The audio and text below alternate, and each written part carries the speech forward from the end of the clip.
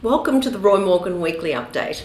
Artificial intelligence, AI, creates more problems than it solves, according to 65% of Australians. That's up 8% since 2023, just 2 years ago.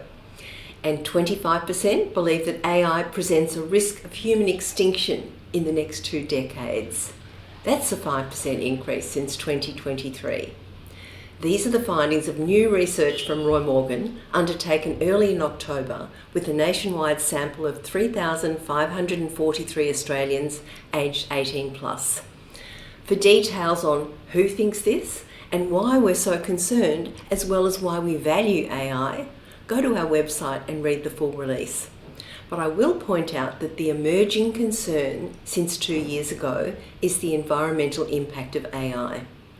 Australians cite the power, water and emissions burden of vast data centres.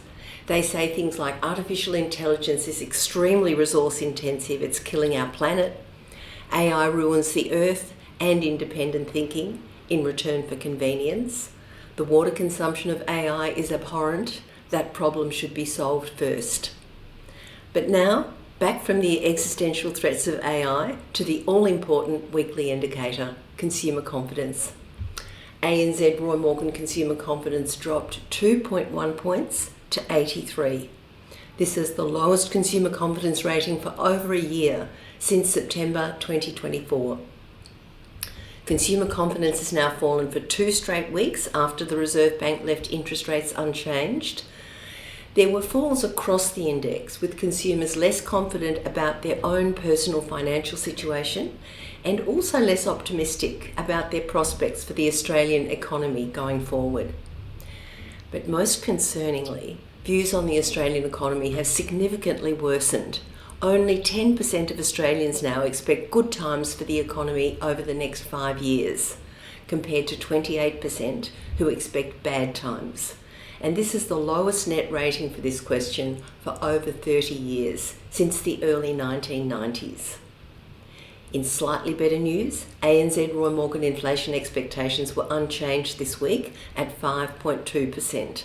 So Australians are expecting annual inflation of 5.2% each year over the next 2 years. Now, charities. According to new data from Roy Morgan, 58% of Australians aged 14 plus, that's an estimated 13.2 million people, donated an average of $594 in a 12-month period to charity, contributing approximately $7.9 billion. Now, over the last decade, the average size of charitable donations has grown significantly. In 2016, the average donation was $334. This increased to an average of $500 in 2021. That's up 50% in 5 years.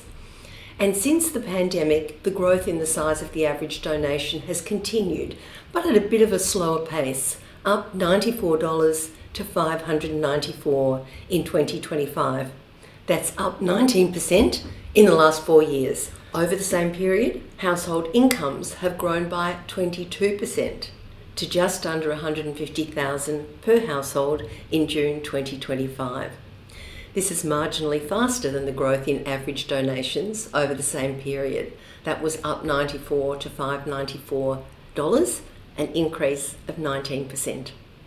The divergence between the two, which generally track closely together, has really only opened up this year.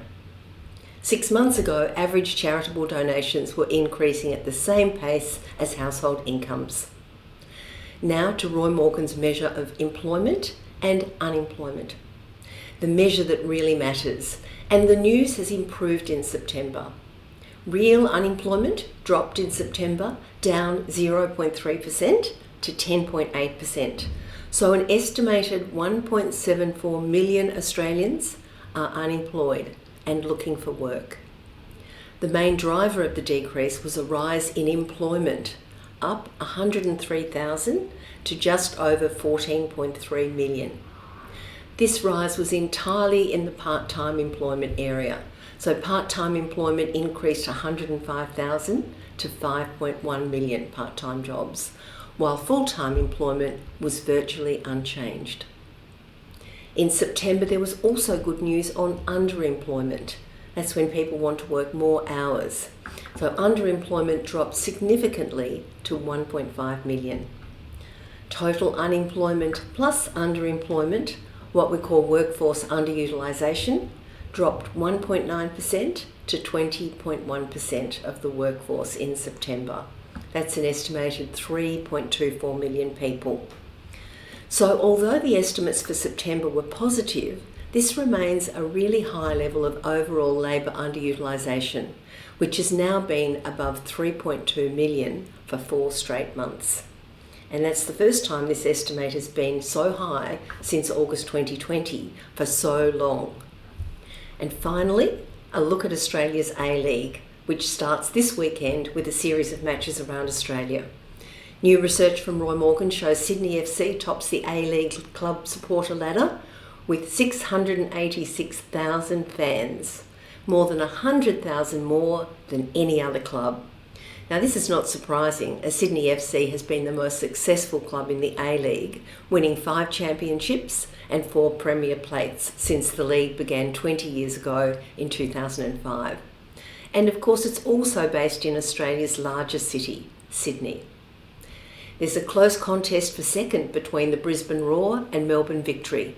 The Roar has 556,000 supporters and is just ahead of the Melbourne Victory with 531,000 supporters.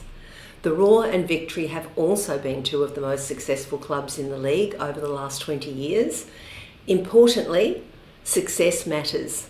The 2 clubs to increase their supporter bases by the most in the last 5 years since 2020 are the Central Coast Mariners and Melbourne City. The Central Coast Mariners have more than doubled their supporter base since 2020 to 197,000 supporters, and they've won 2 championships recently, in 2023 and 2024. Support for Melbourne City has increased by nearly 80% since 2020 to 292,000, the second largest increase. Melbourne City are the current A-League champion for 2025. So I'll be back next week to bring you the latest data for consumer confidence, inflation expectations, and mortgage stress. Thanks for listening.